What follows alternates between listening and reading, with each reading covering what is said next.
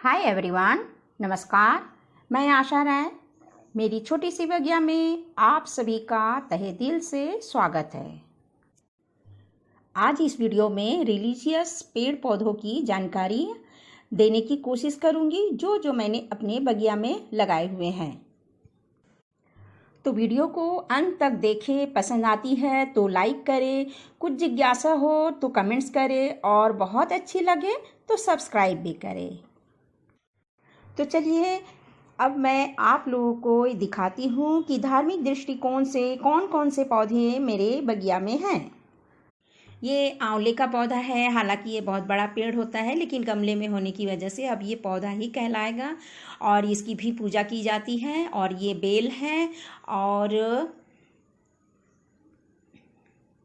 ये तुलसी जी हैं। और ये यहाँ पर ये पूजा करने के हिसाब से नहीं है, मैं इसे मेडिसिन के हिसाब से रखी हुई हूँ। और पूजा वाला चबूतरा अलग ही है और इसे रोज़ सुबह खाना चाहिए। और ये है कल्प वृक्ष। ये शायद ही कोई अपने घर पे लगाते हैं, लेकिन मैंने लगाया हुआ है, किसी का दिया हुआ था। और इस तरह से देखिए मेरे यहाँ गार्डन में आपको तुलसी जगह जहाँ कहीं भी देखने को मिलेगा। मैं इसलिए इसके ये कहीं पर भी हो जाता है तो मैं इसे उखाड़ कर नहीं फेंकती हूँ, लगे रहने देती हूँ, क्योंकि ये बहुत ही उपयोगी है। और ये है पान। जी हाँ, फूल चढ़े पान चढ़े और चढ़े मेवा। पान तो बहुत ही ज़रूरी है। तो मैंने यहाँ पर लगा दिए हैं। ये भी पूजा में चढ़ाया जाता है, विशेषकर गणेश जी को, गणपति बप्पा को ये चढ़ता है। और तो ये देखिए इसका बेल होता है ना, ये भी एक क्रीपर की तरह ऊपर को चढ़ता है सहारे की से। तो मैंने यहाँ पर ये जो मनी प्लांट लगे हैं उसी के क्रीपर, उसी को सहारा देते हुए, उसी में फंसाते हुए ऊपर ले जा रही हूँ। अभी ज़्यादा बड़ा नहीं हुआ है तो। और जो मनी प्लांट के जो पत्ती है उसको मैं हटा देती हूँ और उसके सिर्फ टहनी को रहने देती हूँ और उसके सहारे में ये पान को चढ़ा रही हूँ। अभी छोटे छोटे ही हैं पान के जो पत्ती है, और बड़े हो जाएंगे। कभी कभी क्या होता है, हम अचानक कोई भी चीज़ भूल जाते हैं और हमें मार्केट की तरफ जाना नहीं रहता है, तो इसीलिए मैं इन सब पौधों को अपने बगिया में लगाई हुई हूँ। और ये दूबी है, ये भी पूजा में काम ही आता है ना। और ये बहुत ही फैल जाता है, ये इसे बीच बीच में उखाड़ कर फेंकना रहता है, लेकिन हमें जितनी ज़रूरत है वो उसको मैं लगे रहने देती हूँ। आस पड़ोस को भी ज़रूरत होती है तो ले जाते हैं, तो बहुत ही अच्छा लगता है।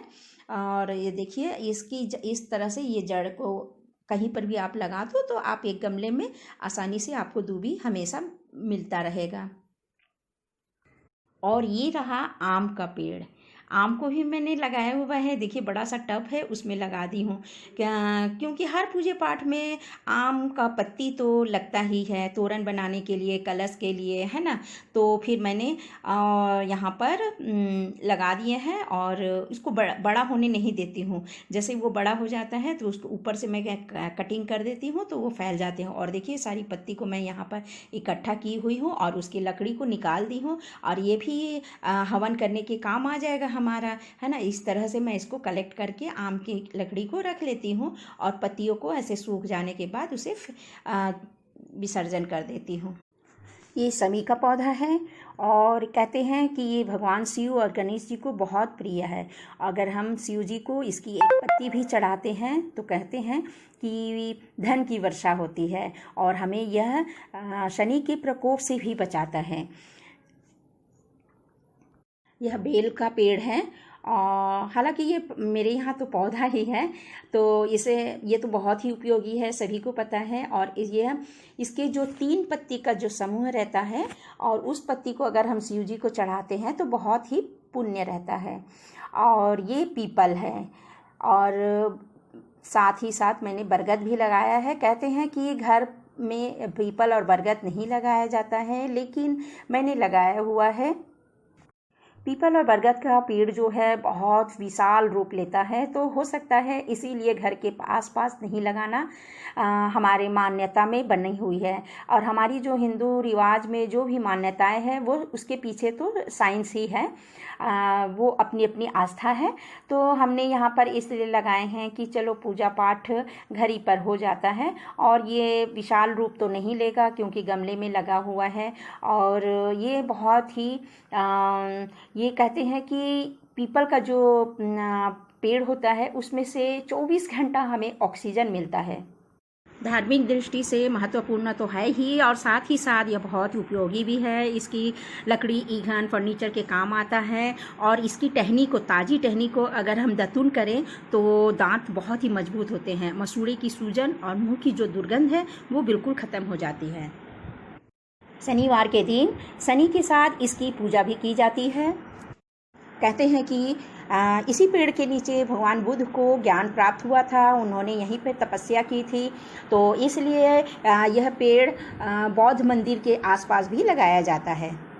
ब्रह्मा विष्णु महेश त्रिमूर्ति की तरह पीपल, नीम और बरगद को माना जाता है।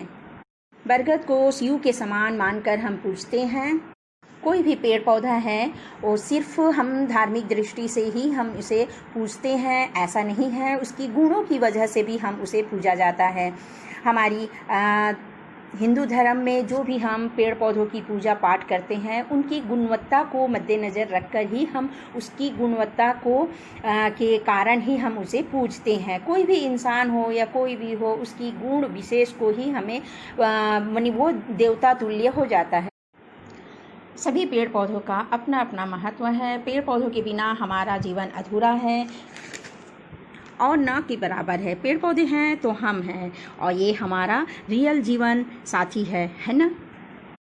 आपको हमारा ये वीडियो कैसा लगा और ज़रूर बताइएगा कमेंट्स करके। और इसी उम्मीद के साथ हम फिर मिलेंगे